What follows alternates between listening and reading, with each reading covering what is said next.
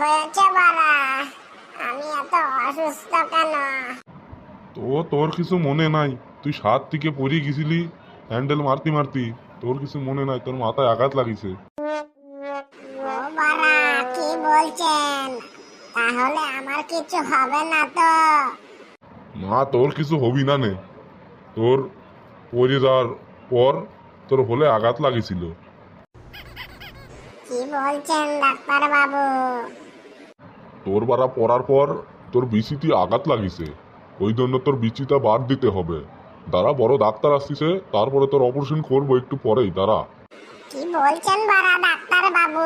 আমার বিচি বাদ দিলে বাড়া আমি বাঁচবো কি করে? আমার তো ভবিষ্যৎ নষ্ট হয়ে গেল বাড়া।